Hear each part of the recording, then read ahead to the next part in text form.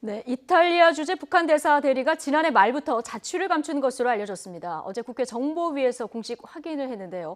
임기 만료를 앞두고 잠적한 조성길 대사 제3국으로의 망명 가능성이 지금 제기되고 있는 가운데 북한 내부 역시 술렁이고 있는 것으로 알려졌습니다. 안찬일 세계 북한 연구센터 소장과 자세한 내막 살펴보겠습니다.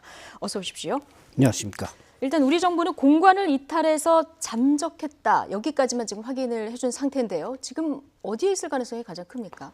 제가 볼 때는 망명지를 선택하지 않았다면 이태리에 아직 안전하게 있겠습니다만은 망명지를 그렇게 또 늦게 선택할 이유도 없습니다. 네. 그렇기 때문에 벌써 미국이나 제가 볼 땐 김한솔이 네덜란드에 있다고 거기로 가지 않았겠냐 이런 전문가들의 추측도 있습니다만 제가 볼 땐 이 사람은 아마 미국이나 한국을 선택할 텐데 오히려 미국을 선호한다고 할 때 벌써 미국에 도착했을 가능성도 높다고 보여집니다.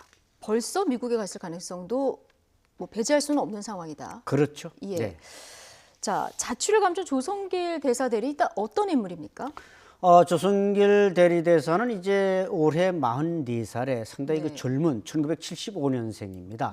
그리고 이제 북한 그 외국어 대학의 프랑스어학과를 졸업했고 영어, 이태리어, 프랑스어에 상당히 능통한 사람이고 특히 이제 집안이 아버지도 대사 출신 또 장인어른도 대사 출신 부인 이광수는 이제 말하자면 그 평양 의대를 졸업한 의사 출신 상당히 엘리트 집안이군요. 최고의 엘리트 집안이라고 볼 수 있습니다. 네. 근데 조성길 대사 대리와 친분이 있다고 한 태영호 공사 말에 따르면 지금 김정은 위원장의 호화 생활을 유지한 어떤 물품들을 제공하는 담당자였다 이런 얘기를 했었거든요. 이제 저희가 확인을 해볼 수는 없습니다만은 그렇다면은 유럽 쪽에 있는 대사들은 이런 임무를 많이 합니까? 예, 북한이 이제 가장 중심적인 게 이제 유럽 중심에 있고 또 동남아 중심, 중국 중심으로 세계를 크게 나뉘는데 이제 지적하신 대로 이제 이 조성길 대사는 유럽 쪽에서 어떤 김정은 그 일가나 이런 사치품을 수입하는 총책을 했다.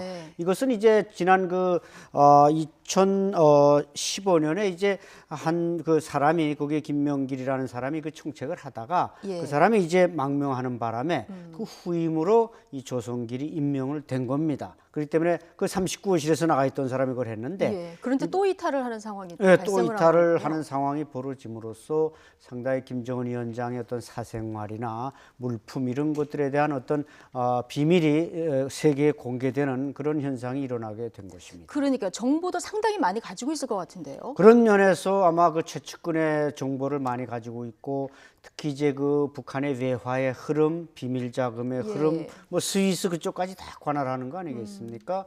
그런 면에서 아마 북한 당국으로서는 충격이 클 것 같습니다. 지금 말씀 들어보면 외교관의 집안도 좋고 또 김정은 어떻게 보면 측근이다 이렇게 볼 수도 있을 것 같은데 왜 망명을 선택했을까요?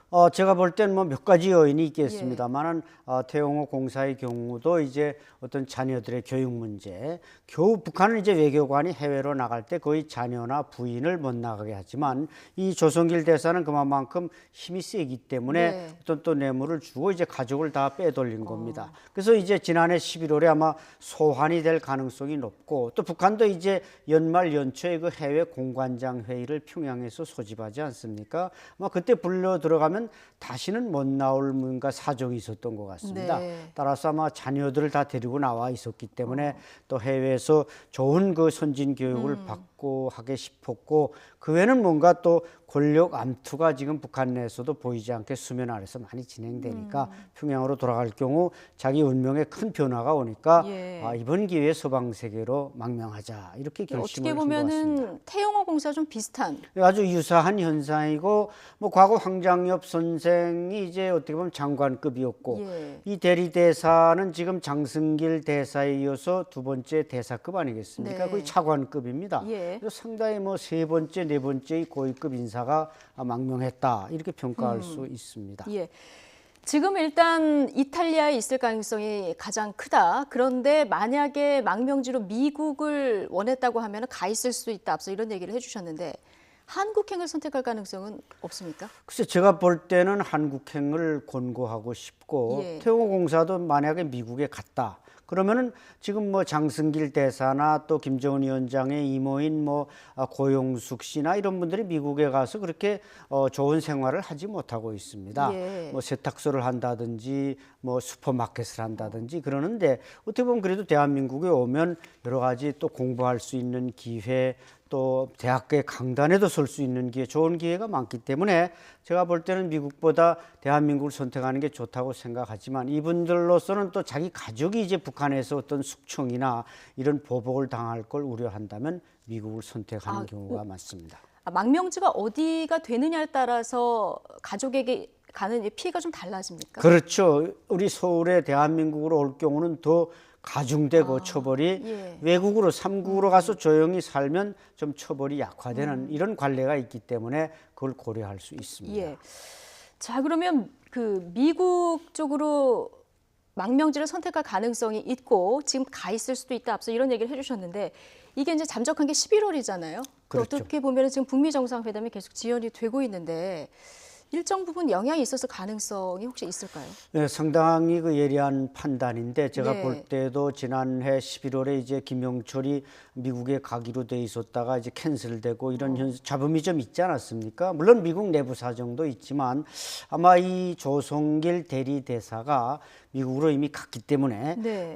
북한과의 어떤 그 불협화음이 있을 수 있다. 즉, 예. 뭐 간 것을 북한의 정보 당국이 캐치했다면 뭐 그 사람을 돌려보내 달라든지 뭐 미국 밖으로 추방하라든지 왜냐하면 아까 말씀드린 대로 이제 김정은 위원장의 사생활 또 명품 수입 이런 데 깊이 관여됐고 예. 외화 흐름도 잘 알고 있으니까 미국의 어떤 대북 제재나 이런 데 좋은 정보를 미국이 얻을 수 있지 않겠습니까? 그래서 아마 이 조성길이 미국에 이미 입국했기 때문에 이것이 북미 간 그 협상과 네. 2차 북미 정상회담에 조금은 영향을 주지 않았나 그렇게 보여집니다. 여러 가지 가능성 중에 하나를 지금 뭐 얘기를 해주시는 거고 이제 뭐 추측을 해볼 수밖에 없는 이런 상황인데, 그렇죠. 근데 우리 입장에서 지금 가장 관심은 훈풍이 불고 있는 남북 관계라든가 북미 관계에 앞으로 영향이 있을까 이 부분 아니겠습니까? 맞습니다. 그게 이제 북한으로서는 물론 뭐 한 사람의 어떤 고위층의 망명을 가지고 어떤 대외적 정책의 이제 기본 변수가 될 수는 없겠습니다만은 예. 어쨌든 김정은 위원장의 모든 어떤 사생활 정보가 흘러나갈 경우 미국의 대북 제재는 더욱 가중화될 수 있는 어떤 그 말하자면 전제 조건을 마련한다는 측면에서 네. 또 만약에 이 사람이 아직은 뭐 미국으로 갔다 어디 갔다 우리가 추측만 합니다만은 대한민국으로 온다. 이럴 경우에는 제가 볼 때는 김정은 위원장이 서울 답방이나 이런 데는 상당히 치명적인 결과를 초래할 수도 예. 있다고 봅니다. 지금 뭐 김정은 위원장은 이번 사건 때문에 상당히 격노했다. 뭐 이런 보도도 지금 나오고 있는데 지금 이런 어떤 이탈 현상이 벌어졌을 때 북한에서는 어느 정도 그 반응이 나옵니까? 과거 이제 97년 장승길 이집트 대사가 미국으로 망명했을 때도 그렇고 그다음에 이제 고용희 이모가 망명했을 때도 그랬고 그다음엔 특히 이제 지난 2016년 태영호 공사가 망명했을 때 유럽 담당 외무성 부상, 국아무개 부상이 숙청이 됐고 외무성에 대한 집중 지도 검열이 있었고 아마 상당수 이번에도 그와 같은 반복적인 어떤 소요가 있을 가능성이 높습니다. 특히 이제 국경지대에 대한 봉쇄를 예. 강화하면서 연쇄적인 탈북, 태영호 공사 망명 이후에도 휴전선에서도 인민군이 또 탈북을 해왔는데 자기는 그 태영호 공사의 망명 소식을 듣고 고무돼서 왔다 이렇게 말하기도 했기 때문에 북한 당국으로서는 이 말하자면 조성길 대리대사의 망명 그리고 그 이펙트 여기에 대해서 상당히 우려가 높다고 볼 수 있습니다. 이렇게 이탈이 있으면 북한 당국에서 첫 번째로 내리는 조치는 어떤 겁니까? 첫 번째 내린 조치는 아마 지금 1월 중에 예상되는 해외 공관장 회의를 앞당겨서 빨리 평양으로 다 대사나 대리대사 다 불러들이는 거. 다 소환하고 거기 사상 검토해가지고 조금이라도 의심되는 사람은 재임명을 철회하고 예. 다른 사람으로 내보내는 이런 외무성 조치가 이제 1차 조치고 예. 그 외에는 이제 전선이나 국경에서 이런 도미노 탈북을 막기 위한 그런 극단적 조치들을 연이어 아마 취할 것입니다.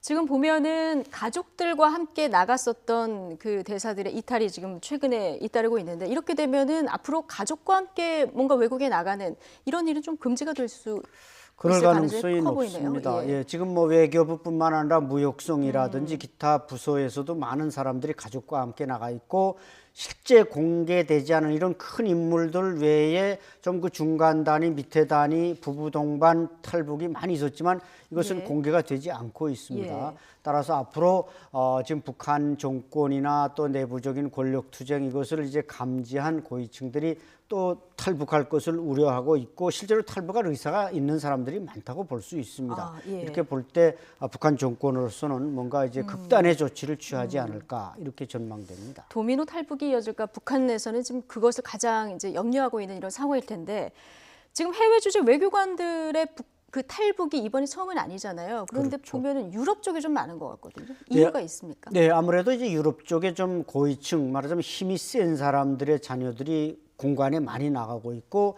또 유럽에 나가면 아무래도 그게 자본주의의 극치다 보니까 뭐 여러 가지 현상들을 보고 더 많은 것을 느끼게 되는 것입니다. 예. 그래서 내가 북한에서 뭐 아무리 고위층을 지내도 이와 같은 자유를 한번 누리면서 살고 싶다. 이런 욕망을 가지기 때문에 또한 그 북한의 어떤 비밀 자금의 흐름이나 이런 것들이 많기 때문에 예. 이게 망명할 수 있는 자금을 또 조금 마련하는데도 유럽에서는 유리하거든요. 네. 그리고 바로 미국이나 자본주의 국가로 망명하는데도 속도 있게 순발력 있게 망명할 수 있습니다. 대우공사와 같은 경우도 런던에서 떠나서 예. 독일에 와서 바로 비행기를 타고 서울로 오지 않았습니까? 예. 이런 여러 가지 조건들이 유럽 외교관들의 고위층이 망명에 상당히 영향을 주고 있습니다. 지금 어쨌든 이런 상황이 벌어져서 지금 남북 관계에 여러 가지 속도를 내려는 정부 입장에서는 좀 난감한 상황이 된 것 같은데 이럴 때 어떻게 대처하는 것이 가장 좋을까요? 뭐 우리 정부로서는 이게 뭐 정치적 망명은 어느 국가에서나 있는 일이기 때문에 북한 당국을 잘 설득해서 우리가 한두 명의 망명으로 네. 인해서 우리 민족이 가고자 하는 어떤 평화 프로세스에 장애물이 생겨서는 안 되겠죠. 그 때문에 예. 잘 북한을 잘 설득해서 현재 잘 나가고 있는 남북 관계의 속도는 절대로 늦춰서는 안 된다고 봅니다. 일단 설득과 대화가 중요하다. 그렇습니다. 예, 알겠습니다. 안찬일 세계 북한 연구센터 소장과 이야기 나눠봤습니다. 오늘 고맙습니다. 감사합니다.